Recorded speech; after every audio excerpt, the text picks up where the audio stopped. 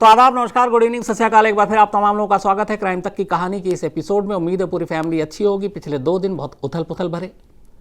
Thursday की सुबह हुई इस खबर के साथ कि विकास दुबे उज्जैन में सरेंडर किया या फिर पकड़ाया। फ्राइडे की सुबह जो हुई वो उसी विकास दुबे के एनकाउंटर की खबर से। 24 घंटे पहले विकास दुबे लगभग एक तरह से जीता था, यूपी पुलिस को चकमा देकर, अपने आप को जिंदा पकड़वा कर। 24 घंटे बाद यूपी पुलिस ने अपना एक तरह से बदला भी ले लिया। पूरी कहानी आपको सुनाऊं, सुबह से आप लोग देख ही रहोगे। आज सुबह से मैं भी बहुत बोल रहा हूं लगातार आज तक पे, लेकिन जो कहानी है पूरे एनकाउंटर की, तो मेरी कोशिश यही है कि जो चीज़ें आपने नहीं सुनी वो आप तक पहुंचाऊं।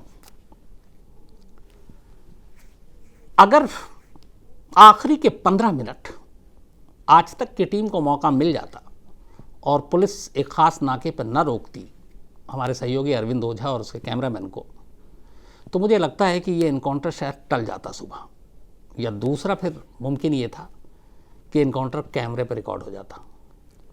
दोनों ही चीज़ें होती, लेकिन बदकिस्मती से आखिरी 15 मिनट के लिए, सिर्फ चूक भी नहीं कहूँगा इसको, क्योंकि ये पुलिस की एक सोची समझी पूरी एक प्लानिंग के तहत हुआ कि मीडिया को रोक दिया गया ख़ास नाके पर।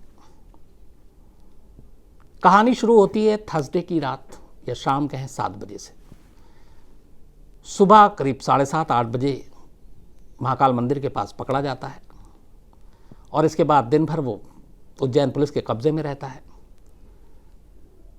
2:30 से 3 बजे के दरमियान यूपी एसटीएफ की टीम उज्जैन पहुंचती है और इसके बाद विकास दुबे से पूछताछ वैसी शुरू होती है। सबको उम्मीद ये थी कि उसे कोर्ट में पेश किया जाएगा और ट्रांजिट रिमांड लेकर उसे यूपी ले जाया जाएगा। सीआरपीसी की धारा 80 के तहत ये कहा गया है कि अगर किसी मुलजिम को आप गिरफ्तार करते हैं और उस मुलजिम को किसी दूसरे स्टेट की पुलिस अपने यहाँ ले जाना चाहती है, तो उसके जुर्म बताते हुए अदालत में आपको जाना पड़ेगा और ये कहना पड़ेगा कि हमें इसको ले जाने के लिए ट्रांजिट रिमांड चाहिए, और अदालत की इजाज़त के बाद ट्रांजिट रिमांड मिलती है और फिर आप ले जा सकते हैं। कल ऐसा नहीं हुआ। कल यूपी पुलिस उज्जैन की किसी अदालत में गई ही नहीं, न ट्रांजिट रिमांड लिया। अब ये एक तरह से कानून के साथ खिलवाड़ है, लेकिन इसकी भी तैयारी की गई कि इससे कैसे बचा जाए। रात को उज्जैन के SP Manoj Singh press conference करते हैं। शुरू में बड़े अच्छे खुशमिजाज थे, हंस रहे थे, लेकिन इसके बाद इसी सवाल को लेकर जब उनके ऊपर सवाल दागे जाते हैं तो वो परेशान हो जाते हैं और फिर चले जाते हैं प्रेस कॉन्फ्रेंस से। सवाल यही था कि एमपी पुलिस ने बिना ट्रांजिट रिमांड के यूपी पुलिस एसटीएफ की टीम को विकास दुबे को क्यों सौंप दिया और कैसे सौंप दिया। तब यहाँ पे 2 कहानी आई। कहानी आई कि उज्जैन पुलिस ने सुबह से लेकर शाम तक कहीं पे भी विकास दुबे की गिरफ्तारी दिखाई ही नहीं थाने में। चलो भाई, नहीं दिखाई तो जब गिरफ्तारी नहीं दिखाई तो उससे क्या फ़ायदा होगा। तो उसकी कहानी ऐसे तैयार होती है कि उनकी कहानी के हिसाब से ये विकास दुबे महाकाल मंदिर के पास पकड़ा गया। हमें पता है कि कानपुर वाला, इसने खुद ही नाम बताया और इसने ऐसे ऐसे जुर्म किए हैं, 8 पुलिस वालों को मारा है, तो हमने इसको बिठा लिया, लेकिन हमारे पास पुख्ता सबूत नहीं था कि ये विकास दुबे है। तो हमने कानपुर के एसपी को फ़ोन किया और कानपुर के एसपी से कहा कि एक बंदे को ऐसे ऐसे हमने पकड़ा है, लगता विकास दुबे है, तो आप आ जाइए और तस्दीक कर लीजिए। तो इसके बाद कानपुर से चूँकि मामले की जो जांच हो रही थी वो एसटीएफ की टीम कर रही थी, तो एसटीएफ की टीम आती है, हम उसको थाने में बिठा कर रखते हैं। एसटीएफ की टीम आती है, उसके बाद देखती है और फिर तस्दीक करती है कि हाँ ये विकास दुबे है। तो जब पता चल गया कि ये विकास दुबे है तो हमने उनके सुपुर्द कर दिया कि भैया ये आपका मेहमान है, आप ले जाओ। इसलिए ट्रांजिट रिमांड की ज़रूरत नहीं पड़ी। ये उज्जैन पुलिस की कहानी है कि उनका इंतज़ार किया, तस्दीक हुई और दे दिया। चले, यहाँ तक इनकी बात एकदम सही है। अब कल सुबह से रात तक आप सब ने भी सुना होगा हर न्यूज़ चैनल पर, सबसे पहले होम मिनिस्टर आए एमपी के। उन्होंने एकदम सीना ठोक के कहा कि हमने विकास दुबे को गिरफ्तार किया। इसके बाद सीएम आए और शिवराज सिंह चौहान, उन्होंने कहा कि हमने गिरफ्तार किया। इसके बाद डीएम आए उज्जैन के, उन्होंने कहा कि हमने विकास दुबे को गिरफ्तार किया। इसके बाद एसपी आते हैं उज्जैन के, वो भी कहते हैं कि हमने विकास दुबे को गिरफ्तार किया। इसके बाद लखनऊ में ADG law and order Prashant Kumar ji हैं, वो कहते हैं मीडिया से कि प्रशांत दुबे को उज्जैन पुलिस ने गिरफ्तार कर लिया। जब सब कह रहे हैं कि आप गिरफ्तार कर लिया, तो फिर सीआरपीसी के सेक्शन 80 के तहत ये कहा यह है कि एक शख्स को जब आपने गिरफ्तार किया ऑफिशियली, तो दूसरे स्टेट की पुलिस को सौंपने से पहले उसका ट्रांजिट रिमांड लेना ज़रूरी है, यानी उसको उस जगह की अदालत में पेश करना ज़रूरी है। तो यहाँ दोनों बातें हैं कि हमने सुपुर्द कर दिया, तो अगर आपने सुपुर्द किया तो इसका मतलब है कि आपने अरेस्ट नहीं किया, क्योंकि अरेस्टिंग लिखी नहीं है। तो जब अरेस्टिंग लिखी नहीं तो फिर चीफ मिनिस्टर से लेकर होम मिनिस्टर और एसपी से लेकर डीएम तक क्यों कह रहे हैं कि हमने विकास दुबे को गिरफ्तार किया? ये दोनों अलग चीज़ें थी। तो पहली चीज़ तो यहीं पड़ती है बुनियाद। खैर, इसके बाद शाम 7 बजे उज्जैन से एसटीएफ की टीम जो गई थी वहाँ पर 3 गाड़ियों में गई थी। उसमें एक सफारी गाड़ी थी, एक TUV 300 थी और एक और गाड़ी थी। चौथी गाड़ी जो थी वो उज्जैन पुलिस की थी, इनोवा, क्योंकि उज्जैन पुलिस की जिम्मेदारी थी कि यूपी के बॉर्डर तक, जहाँ पे एमपी की सीमा ख़त्म हो जाए, वहाँ तक प्रोटेक्शन देते हुए विकास दुबे को वो पहुँचाएँ और छोड़ आएँ। तो शाम 7 बजे उज्जैन से 4 गाड़ियों का काफिला निकलता है। 3 गाड़ी यूपी एसटीएफ की है और 1 गाड़ी एमपी पुलिस की है। एमपी पुलिस की उस इनोवा का गाड़ी में विकास दुबे बैठा होता है और उसमें एमपी पुलिस के अलावा एसटीएफ के भी कुछ लोग बैठे होते हैं। अब यह सफ़र शुरू होता है। इस सफ़र के साथ साथ अब आज तक की टीम भी इनको फॉलो करती है। करीब 50-60 किलोमीटर आगे जाते हैं, एक पेट्रोल पंप के पास ये गाड़ी रुकती है, वो पेट्रोल भराते हैं। तो हमारी टीम जो है वो शूट करना शुरू कर देती है विकास दुबे की तस्वीर और ये। तो वो गुस्सा होते हैं एसटीएफ की टीम और वो आते हैं और उसके बाद कैमरामैन को मना करते हैं और उनको, लेकिन कोई बातचीत या कोई रोकने की कोशिश नहीं की थी, लेकिन वो धमकाते हैं और फिर गाड़ी तेज़ी से आगे लेकर भाग जाते हैं। थोड़ी दूर के बाद करीब 2-2.5 घंटे और आगे जाकर एक टोल नाका पड़ता है। वहाँ पे अचानक उस 4 गाड़ियों के काफिले में से एक गाड़ी, आज तक की जो हमारी टीम है, रिपोर्टर हमारे रवीश पाल, उनकी गाड़ी के आगे अचानक रोक दिया जाता है और उससे कहा जाता है कि तुम क्यों पीछा कर रहे हो, और कैमरामैन के साथ धक्का मुक्की होती है और फिर उस गाड़ी की चाबी वो एसटीएफ का जो बंदा था वो निकाल लेता है और गाड़ी की चाबी लेकर वो अपनी गाड़ी में बैठकर विकास दुबे के साथ भाग जाता है। अब हमारी टीम सड़क किनारे, रात करीब 10:30 बज रहा है, चाबी है नहीं, गाड़ी खड़ी हुई है। वो दफ्तर फ़ोन करता है, फिर पुलिस ऑफिशियल को फ़ोन करते हैं। इसके बाद एसटीएफ के ज़रिए उनको मैसेज दिया जाता है कि भैया ऐसा मत करो, इनकी चाबी लौटा दो। 61 किलोमीटर आगे जाकर एसटीएफ की टीम, एक टोल और पड़ता है, उस टोल पे हमारा एक दूसरा रिपोर्टर था, उसको वो गाड़ी की चाबी सौंप देते हैं। वो फिर 61 किलोमीटर वापस आता है चाबी देने के लिए, तब ये गाड़ी चलती है, लेकिन तब तक वो काफिला आगे निकल चुका था। खैर, उसके बाद बाकी टीमें पीछा करना शुरू करती हैं। एसटीएफ की टीम नहीं चाहती थी कि मीडिया की कोई गाड़ी उसके पीछे हो। इसके पीछे क्या मकसद है ये आगे पता चलेगा आपको। खैर, पूरा रात गुजरता है ये गुना झांसी होते हुए। सुबह करीब 6:30 बजे कानपुर की, अच्छा उससे पहले अब एमपी की बॉर्डर ख़त्म हो जाती है। तो जैसे ही एमपी की बॉर्डर ख़त्म होती है वहीं तक इनोवा गाड़ी आती है। तो एमपी की सीमा पर अब उस इनोवा गाड़ी से विकास दुबे को उतारा जाता है और उसके यूपी एसटीएफ की वाइट जो टाटा सफारी गाड़ी थी उसमें बैठा दिया जाता है। अब गाड़ी बदल गई, चूँकि सरहद बदल गई। इसके बाद अब विकास दुबे एसटीएफ की टीम के साथ वाइट टाटा सफारी गाड़ी में बैठता है और यूपी की सीमा में दाखिल होता है। सुबह 6:30 बजे अब 3 गाड़ियों का ये काफिला, क्योंकि चौथी लौट चुकी है एमपी पुलिस की, कानपुर टोल प्लाजा पर पहुंचते हैं। अब वहाँ पे भी सारी टीम, हमारी मेरे जो सहयोगी अरविंद ओझा, तेज तर्रार रिपोर्टर, वो भी वहाँ मौजूद। अब उस टोल प्लाजा पे क्रॉस करने के बाद 2 और यूपी पुलिस की गाड़ी पहले से खड़ी थी। अब ये 3 गाड़ियों का काफिला वहाँ से गुजरता है। इस 3 गाड़ियों में से विकास दुबे सफ़ेद वाइट जो टाटा सफारी थी उसमें बैठा हुआ दिखता है, बाकायदा कैमरे पर रिकॉर्ड होता है। इसके बाद अब उन 3 गाड़ियों के साथ वो जो 2 गाड़ी वहाँ टोल पे पहले से खड़ी थी वो भी उसमें शामिल हो जाती है उस काफिले में। एक गाड़ी आगे, एक गाड़ी पीछे और 3 गाड़ियाँ बीच में। थोड़ी दूर आगे जाने के बाद वो गाड़ियाँ बहुत तेज़ी से निकलती हैं, क्योंकि अब अपना इलाका आ चुका था। अचानक एक नाका आता है और उस नाके पर बैरिकेडिंग की हुई थी और फ़ौरन जो मीडिया की गाड़ी थी उसको रोक दिया जाता है। एसटीएफ की गाड़ी निकल गई। अब मीडिया के सारे लोग परेशान, रिपोर्टर लड़ते हैं, पूछते हैं भैया हमें क्यों रोक रहे हो, हम ड्यूटी पे हैं। तो कहते हैं नहीं, वो कोरोना की वजह से चेकिंग चल रही है। अब पता नहीं कोरोना की कौन सी ऐसी चेकिंग होती है। खैर, इस बहस में करीब 10 से 15 मिनट का वक्त निकल जाता है। 10-15 मिनट के बाद जब वो देखते हैं कि कैमरे पर रिकॉर्ड हो रहा है या उन्हें लगता है कि शायद उनका काम हो गया, वो बैरिकेड हटा देते हैं, मीडिया की गाड़ी को आगे जाने की इजाज़त दे देते हैं। वहाँ से करीब 10 किलोमीटर आगे जैसी मीडिया की गाड़ी पहुँचती है तो हैरान हो जाती है देखकर कि सड़क किनारे उनमें से एक गाड़ी जो उज्जैन से चली आ रही है, जिसका लगातार पीछा किया गया, जो कैमरे पर है, वो सड़क किनारे पलटी हुई है। और वो गाड़ी थी TUV 300 महिंद्रा की, जिसमें STF के लोग बैठे हुए थे। वहाँ पे कुछ पुलिस वाले खड़े थे, तो पूछा गया कि ये क्या हुआ, तो पुलिस वाले ने कहा एक्सीडेंट हो गया है, गाड़ी स्लिप कर गई और पलट गई, और पलटी हुई गाड़ी थी, और एक्सीडेंट के बाद यहाँ। तो फिर बोला यहाँ तक तो ठीक था। अब रिपोर्टर को भी ये लगा कि हटाओ, एक्सीडेंट हुआ है। बाकी के कोई जो STF के लोग थे वो वहाँ पे उस गाड़ी के आसपास नहीं, और बाकी STF की दोनों गाड़ियाँ जो थी वो भी वहाँ पे नहीं थी, सिर्फ एक यही गाड़ी पलटी हुई थी, TUV 300। तो टीम आगे ही बढ़ती, तब तक एक पुलिस वाले ने कहा कि ये गाड़ी पलटी और इसमें से विकास दुबे ने भागने की कोशिश की। एक पुलिस वाले का पिस्टल छीन लिया। जवाब में पुलिस की टीम उसके पीछे भागी, उसने सरेंडर नहीं किया, उसने गोली चलाई, जवाब में पुलिस ने गोली चलाई, और विकास दुबे घायल हो गया। इसके बाद उसको घायल विकास दुबे को हॉस्पिटल ले जाया गया। जैसी ये कहानी सुनी तो सब रिपोर्टर के कान खड़े हो गए। उन्होंने कहा कि अभी 10 किलोमीटर पहले हम लोगों ने देखा है कि विकास दुबे वाइट टाटा सफारी गाड़ी में बैठा हुआ है। जिस गाड़ी का एक्सीडेंट है, जो पलटी हुई, वो TUV 300 है। एक्सीडेंट TUV 300 का हुआ। विकास दुबे गाड़ी में जो बैठा हुआ वो टाटा सफारी है। तो फिर वो इस गाड़ी के एक्सीडेंट से उसका क्या लेना देना। लेकिन ये कहानी जब तक समझ में आती, थोड़ी देर के बाद अचानक पता चलता है कि विकास दुबे हॉस्पिटल पहुंचा, वहाँ पे फिर से कैमरे में सारी चीज़ें कैद हो रही हैं। जिस गाड़ी में अब वो हॉस्पिटल पहुंचता है वो फिर से वही टाटा सफारी हो गई, जिसमें वो 10 किलोमीटर पहले बैठा हुआ था।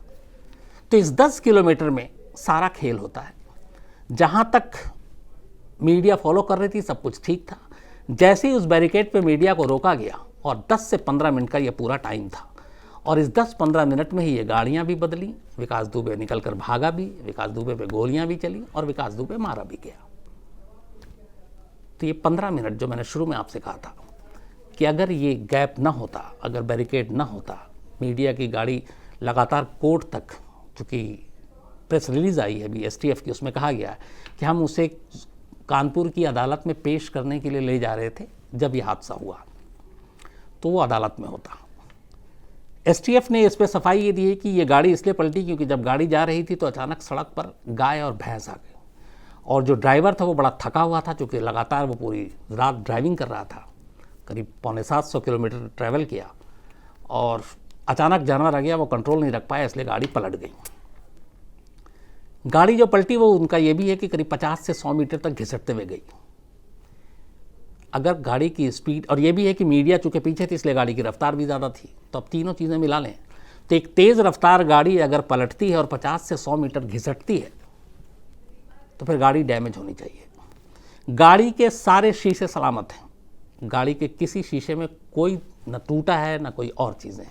गाड़ी की बॉडी में कहीं कोई इस तरह के निशान नहीं है जिससे लगे कि कोई भयानक एक्सीडेंट हुआ या गाड़ी इतनी 50-100 मीटर घिसट कर चली है। बारिश हुई है चूँकि सुबह, तो आसपास की जहाँ से ये गाड़ी के घिसट के जाने तक की बात हो रही है, मट्टी गीला है, गीली मिट्टी में कहीं निशानी नहीं है गाड़ी के घिसटने की। तो ये सारी चीज़ें नहीं है। बाकी आप समझदार हैं कि कहानी क्या हो सकती है। तो ये कहानी का पहला पहलू है। अब दूसरा आइए, जब हॉस्पिटल ले जाया जाता है तो उसके बाद बताया जाता है कि कुल 6 पुलिस वाले इसमें घायल हुए हैं, जिसमें 4 पुलिस वाले गाड़ी के पलटने की वजह से, और 2 पुलिस वालों को गोली मारी गई, उससे वो इंजर्ड हुए। डॉक्टर से पूछा गया कहाँ लगी है गोली, तो पता चला कि दोनों पुलिस वालों की गोली छूते हुए निकल गई है, तो कोई खतरे की बात नहीं है। विकास दुबे को कहाँ कहाँ गोली लगी, तो बताया गया कि विकास दुबे को 4 गोली लगी है, एक हाथ में और 3 सीने में। एक शख्स जो गाड़ी एक्सीडेंट होता है, निकलता है, भागता है, सबसे पहले तो वो पुलिस वाले जो उसको पूरे रास्ते में हाथ बंद करके नहीं लाते हैं, इतना खूंखार क्रिमिनल है, ये लापरवाही है, क्योंकि वो कुछ भी कर सकता था। दूसरा, वो STF के लोग कमांडो भी होते हैं, वो अपने पिस्टल को सही से नहीं रख पाए कि वो छीन के लेके भाग रहा है। और तीसरा, उसके पैर में चोट है, लड़खड़ाता है, पहले भी गोली लगी है, तो इतनी तेज़ी से भाग भी रहा है। पांचवा ये कि फिर उसके बाद भागते हुए पुलिस उसको ललकारती है, कहती है सरेंडर करने के लिए, नहीं करती है तो पुलिस गोली चलाती है, लेकिन गोली पीठ की तरफ लगने की बजाय, पीठ पे लगने की बजाय, पैर पे लगने की बजाय 3 गोलियां सीधे जाके सीने में लगती हैं और करीब से लगती हैं। तो ये सारी चीज़ें भी बताती हैं। क्या बताती हैं? 7 तारीख को, 7 जुलाई को यूपी के ADG law and order Prashant ji ने प्रेस कॉन्फ्रेंस में 2 लाइनों का इस्तेमाल किया था कि 8 पुलिस वालों की शहादत बेकार नहीं जाएगी, जिसने भी ये किया है वो पछताएगा जो भी उसके साथ होगा, और ये एक नज़ीर होगा। तो पछताना और नज़ीर होना ये एलानिया पहले से था। कल उसकी गिरफ्तारी या सरेंडर, उससे भी यूपी पुलिस को एक तरह से नाकामी थी। लेकिन एक चीज़ थी कि बहुत सारे लोग बात कर रहे थे इस एनकाउंटर को लेकर। हैदराबाद के बाद ये चीज़ें शुरू हुई तो कई चीज़ें चल रही थी कल से ही। एक ये कि इनकाउंटर कब होगा, कोई ये नहीं कह रहा कि अब इनकाउंटर नहीं होगा क्योंकि पकड़ा गया। बात ऐसे हो रही कि अभी इनकाउंटर कब होगा, कहाँ होगा, आजकल में होगा या 2-4 दिन और वेट होगा, क्या कानपुर में ले जाकर होगा, कानपुर के क्या उसी बिकरू गांव में ले जाया जाएगा, क्या बिकरू गांव के उसी घर के अंदर ले जाकर इनकाउंटर किया जाएगा। ये सारी बातें चल रही थी। लेकिन 24 घंटे के अंदर ही सारा काम खत्म हो गया।